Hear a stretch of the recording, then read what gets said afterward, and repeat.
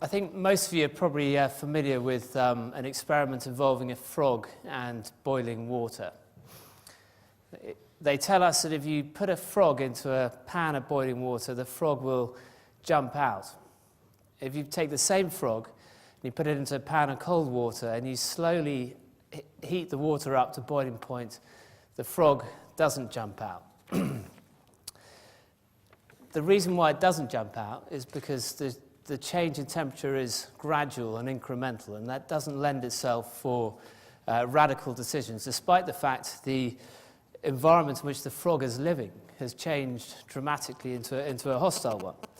And whatever you might think of conducting fatal experiments on frogs, they do at least give us an analogy to use. And I've heard this analogy used a number of times in the context of climate change and how we as a society deal with that.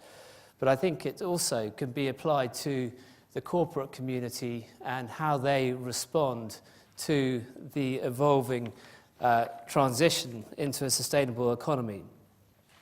So imagine, if you will, a pan full of cold water full of frogs, and the frogs are all different companies, and we apply heat. And after a certain point, some of the frogs will say, hang on a minute, I know where this is going, and it's not a good place.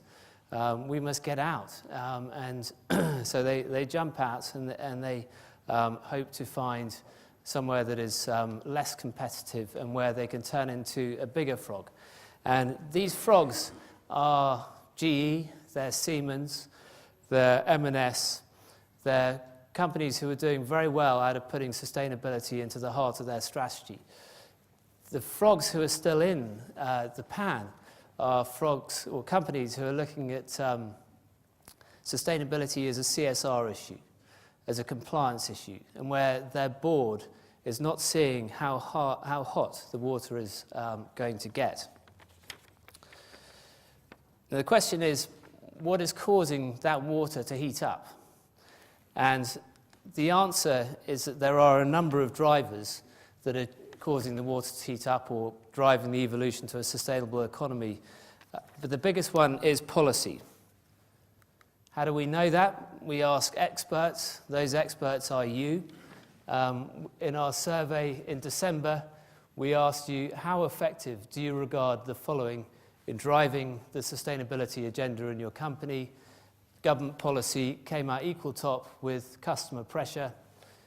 We put a not dissimilar question in this month's survey. Please choose the 3 biggest influences in changing your organization's behavior in relation to sustainability. Compliance with legislation and regulation came out top. So it's clear that you guys, and I would certainly agree with this, that the policy framework determines the returns on your sustainability strategies.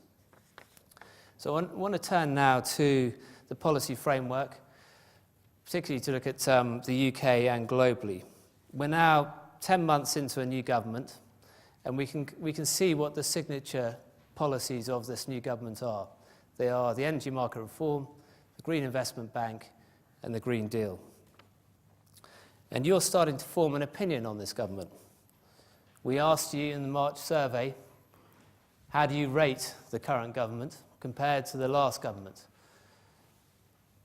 52% of you said they're about the same as the previous government. 9% said that they're more impressive than the previous government. But a worrying 28% said they're less impressive than the previous government.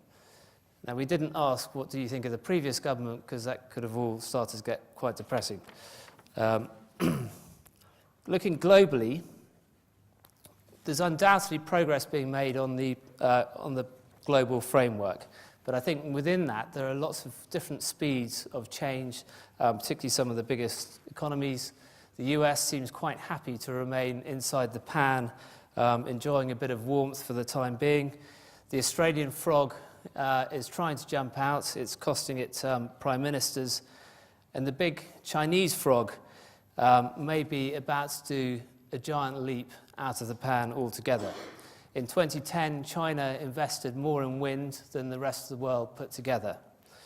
Its 5-year plan, which is coming out at the moment has energy at the heart of it.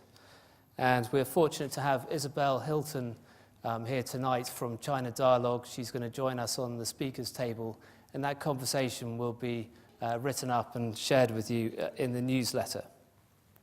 But what do you guys think of China?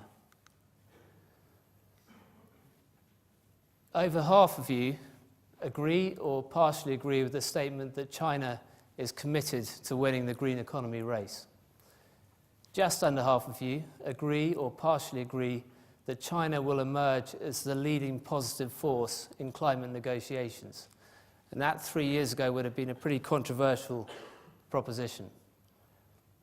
And down at the bottom, 3/4 of you believe that UK firms should be considering partnering with Chinese clean tech firms. So you're seeing China as a potential business opportunity as it goes greener. I'll now turn to our speakers tonight, and we're very lucky to have 3 experts. We have Mark Schofield, a partner at PwC, who will talk to us about what companies want from policymakers. We'll have Bernice Lee, OBE, from Chatham House. She will give us an opinion on China's stance and also the investment opportunities that are emerging in China around green. And we will have Russell Mills from Dow Chemical, who will talk to us about how Dow draws up its strategy around climate policy. So without further ado, let's ask our panelists to kick us off with 5 minutes before we move to Q&A for the remainder of the session. Now, the Q&A part is covered under Chatham House rule, but the initial part is not. Our first panelist is Mark Schofield. Mark is a partner at PwC. He leads its global sustainability and climate change tax network. PwC published a survey in 2010, which is a very well-written report entitled An Appetite for Change, where he looked at what the corporate community wants of policymakers, and it was a very constructive approach that came back. And we've asked him to also have a look at our survey results this month and see how they compare with what came out of his report. Mark, over to you.